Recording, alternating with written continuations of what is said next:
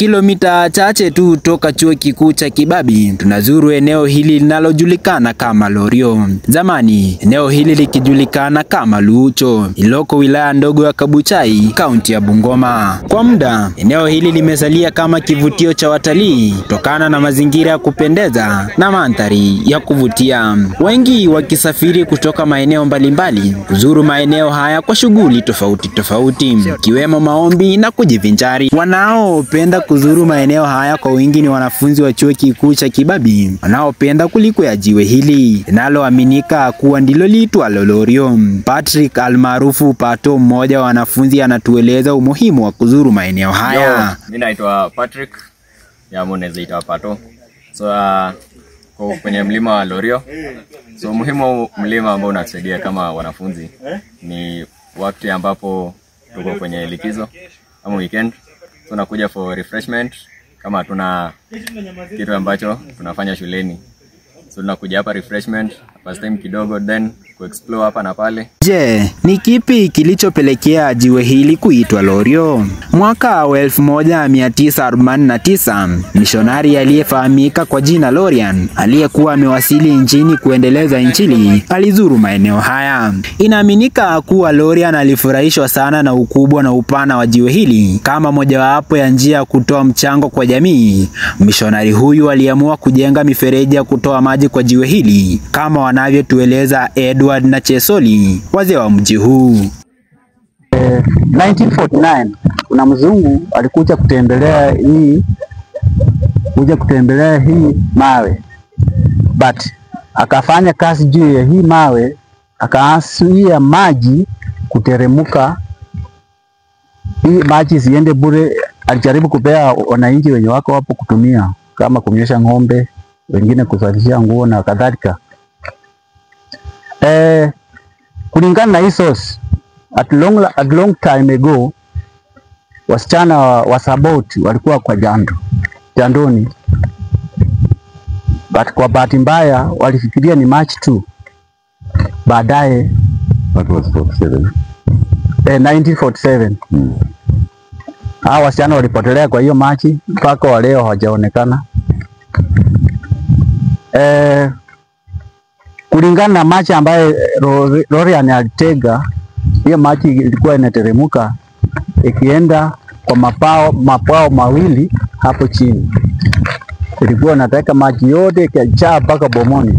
Mwishowe watu wa karibu walikuwa wakitumia hii maji kama kusumu. Maji ya mvua yangetiririka kutoka kwa jiwe hili na kuingia kwa mabwawa haya. Baadaye angesafirishwa na mifereji kutoka kwa mabwawa haya na kuingia vijijini. Hapo ndipo wangetumia wanakijiji. Hiyo ilikuwa maji kichaa hapo inateremshwa na pipe. Hata mfano yake ndio hiyo. Ikichaa hapa, tena hiyo pipe inateremsha inapeleka kwa barabara hapo. Ilikuwa bohol pia kubwa hapo. Sasa pile waliharibu maji, saisi haiwezi ingia hapa. Hapa yenye inatoka tu kwa mawe tu hapa. Lakini ya huko site inateremkia tu kisambazi kiende. Lakini tuseme kama iko mvua mingi, hiyo maji huwa, umeona bao la kwanza hilo inaweza jaa. Hapa inamwagika tu chini. Na hii yenye ilikuwa upande huu, ilikuwa sasa kusema watoto ndio walikuwa wanatumia kuswim in. Na hiyo ilikuwa watu wakubwa. So hata tuseme vile ilikuwa watoto walimistake wakaenda huko. Wanasema tunazepenya, kumbe na huwa. But hii ndio watoto. Na kutokana na athari ya lugha ya mama, kazi wa mji huu walisalia kuliita jiwe hili Lorio badala ya jina Lorian. Usilolifahamu na kulijua mtazamaji ni kwamba jiwe hili lina shimo juu yake ambalo ni athari sana kwa usalama wa binadamu, kama anavyotueleza mzee Patrick, mkazi wa maeneo haya. 7 hiyo hao wachangani walianza hapa ndani. Walikuja na wakati ile wasungu walikuwa karibu kwa missions. Sasa walienda wakasema watoto wetu wameanguka hapo na wamepotelea kabisa. Ndio Loren akakuja akapima hii maji, akachukua hiyo kikapu ya kijiti, akaweka mawe, akarusha ndani katikati. Ila walipima hiyo mawe ilipatikana Lake Victoria. Alafu hiyo sasa wakakucha wakachukua mamawe msito, wakaunganisha kutoka huku, wakafanyia tu pamoja tu, ndio wakajaribu kuizuia kidogo, ili mtu akianguka ndani asiende kama wale.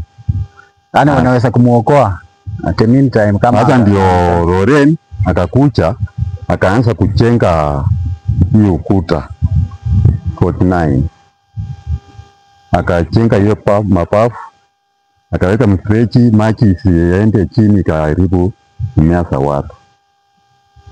Ndio sasa akapunguza hiyo maji. Wasemavyo msikilizaji na mtazamaji kuwa usiudharau wembamba wa reli, ndivyo hivyo usiudharau udogo wa shimo hili. Wakazi wa mji wa Lorio wanaamini kuwa shimo hili ni kitovu cha ziwa Victoria, limeua takriban watu zaidi ya 2.